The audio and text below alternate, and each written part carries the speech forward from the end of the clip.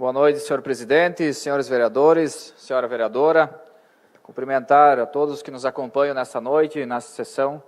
Maria Isabel, coordenadora municipal do Sindicato dos Servidores Públicos Municipais. Adriano, aí representando a PAF. Jonas, assessor do deputado Pedro Guizai. Nosso amigo Jonas Arlassi também. Os demais funcionários dessa casa também que estão nos acompanhando. Suplente vereador Renato Muniz. E a todos que nos acompanham também através da TV Câmara nessa noite. Senhor presidente, senhores vereadores, nessa noite venho trazer alguns apontamentos e mostrar também um pouco os trabalhos que o governo federal vem desenvolvendo nesse país ao longo do tempo. Na última sessão acompanhamos aí várias questões colocadas pelos colegas vereadores, mostrando talvez as mazelas do governo federal, que antes de tudo que é composto por vários partidos, que não é só o Partido dos Trabalhadores, que tem a presidente Dilma, que compõe o governo federal. Fazem parte PMDB, PSD, vários partidos que aqui os vereadores representam nessa casa. Gostaria de citar primeiramente a questão do Porto de Cuba. Questionado na última sessão que o Porto de Cuba é um investimento fora do Brasil, que não traz benefício nenhum para o país. Gostaria de dizer para a comunidade xanxerense que o Porto de Cuba foi financiado pelo Banco Nacional de Desenvolvimento, BNDES, e que gerou cerca de 156 mil empregos diretos e indiretos com a construção do Porto de Cuba. Mais de 500 empresas brasileiras se beneficiaram dessa obra, porque no pacto para realizar essa construção, o Porto de Cuba deveria ser feito pela maioria das empresas do país que financia as obras. O crescimento do Brasil, se colocando aí em um dos países em desenvolvimento, no BRICS, juntamente com China, com outros países aí que vem a África do Sul, a exemplo dos Estados Unidos, do Japão, de outros países, também desenvolve programas semelhantes a esse em países, para motivar, para estimular a exportação e a importação de bens. E o Brasil viu uma potencialidade no país de Cuba, já visto que há barreiras comerciais com outros países da Europa, da América do Norte, e resolveu investir sim um valor significante. Mas que, por outro lado, vai receber um montante enorme de mais de 800 milhões de exportação que poderá fazer para o país de Cuba nesse próximo período. Só em 2013, senhores, o Brasil exportou 528 milhões para Cuba e apenas importou 96,6 milhões. Então, a balança comercial, o superávit comercial entre esses dois países é enorme e aumentará cada vez mais nos próximos períodos. E, além do mais, nesse pacto também, o Brasil poderá colocar suas indústrias em Cuba também, fazendo com que o país de Cuba se desenvolva, utilizando também a mão de obra que naquele país existe. Então, vários pontos aí que gostaríamos de deixar claro também, que às vezes se vê só um lado da moeda e não se mostra as outras questões. Gostaria também de citar o questionamento a respeito da Petrobras, que no último período teve um decréscimo aí no seu faturamento, mas dizer que a Petrobras ainda é uma das únicas estatais que permaneceu no governo, no Brasil, porque o governo Lula, presidente Dilma, realmente quiseram manter as estatais. Porque se vocês forem recordar, senhores vereadores, comunidade que nos acompanha, no tempo do FHC, Fernando Henrique Cardoso, um exemplo só, foi privatizada a Vale do Rio Doce, em 1997. Na época vendida a 3,3 bilhões. E no encerramento do mesmo ano, a Vale do Rio Doce, já privatizada, rendeu mais de 12 bilhões de lucro no mesmo período.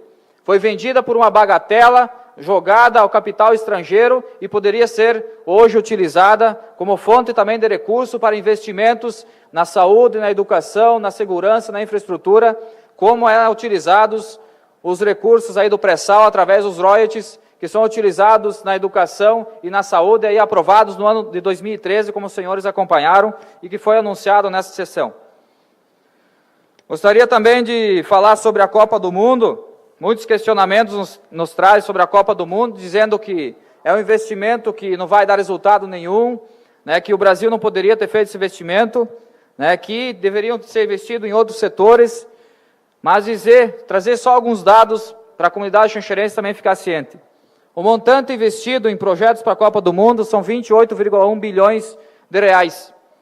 Dentre esse recurso, 327 projetos estão em execução ou já foram concluídos. E desses projetos não são só estádios, senhores. Não são somente estádios para os países virem aqui jogar a Copa do Mundo para as pessoas assistirem. São obras de infraestrutura, obras de mobilidade urbana, de segurança que estão inclusas dentro desse investimento. Para citar, apenas 7,6 bilhões de reais foram investidos na construção de estádios. Desses, 3,2 bilhões são recursos dos estados da federação. 3,8 bilhões são recursos do governo federal e 500 milhões são recursos da iniciativa privada.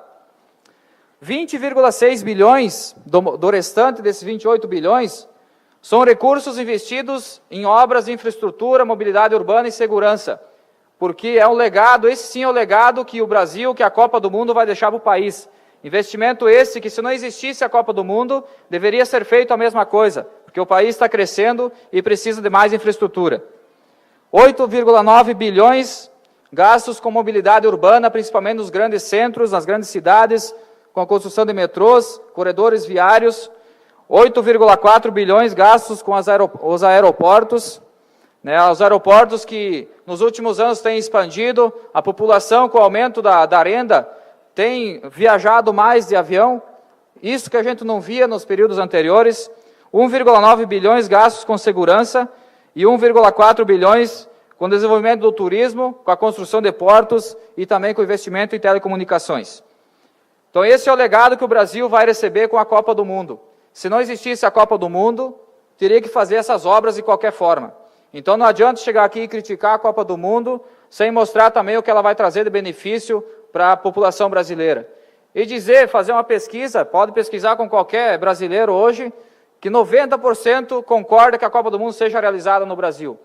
E eu faço a comparação com o ano passado aqui nessa cidade, onde a Chapecoense veio jogar no estádio municipal e que no início de 2013 aprovamos nessa casa o recurso para investir na reforma do estádio municipal de mais de 100 mil reais para utilizar, porque a Chapecoense viria jogar aqui na cidade.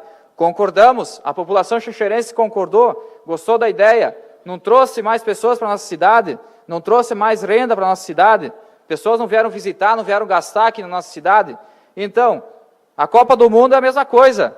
Espera-se que mais de 3,6 milhões de empregos sejam gerados com a Copa do Mundo no Brasil, um retorno em torno de 3,4 bilhões de reais, com todo o capital estrangeiro que virá para o Brasil e será agregado através da prestação de serviços dos hotéis, dos bares, dos restaurantes e das compras que os turistas vão fazer no Brasil nesse período 2014 com a Copa do Mundo. Senhor presidente, também gostaria de, finalizando o meu discurso nessa noite, dizer que, infelizmente, como já citado no ano passado, nós não vimos o governo do estado de Santa Catarina decolar. Um governo que está falido, que está quebrado, que se não fosse o governo federal, vereador Biasus, como bem sabe, mandar em torno de 10 bilhões de reais para Santa Catarina, nesse período, ano passado, o estado estaria falido, não poderia fazer nenhuma obra para os municípios desse estado. Esse recurso, que veio em boa hora, equivale a cerca de 10 anos da receita do estado de Santa Catarina. Então precisamos também enxergar essas boas ações. Não adianta só dizer que o governo federal não trabalha, mas se a gente não enxerga que o governo do estado também não faz as obras, não faz as coisas que prometeu em campanha, que não decolou, que não desandou, que agora, no final do ano passado, veio anunciar vários recursos para Xanxerê, mas que é o recurso que o governo federal mandou para Santa Catarina.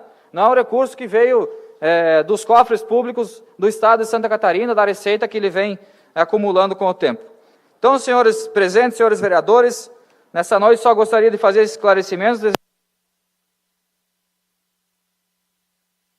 desejar a todos uma boa noite, e, senhor presidente, também gostaria de registrar, como Vossa Senhoria também registrou no momento da sua palavra, as condolências à família Bíssigo, seu Jacinto Bíssigo, que nos deixou nessa manhã. Então, somos favoráveis, aí, encaminharemos a moção também de condolências à família. Jacinto Bíssigo, isso que foi o pai do nosso colega vereador Leandro Bíssigo, que assumiu nossa cadeira aqui no ano passado. Então, desejar a todos uma boa noite e um bom final de semana.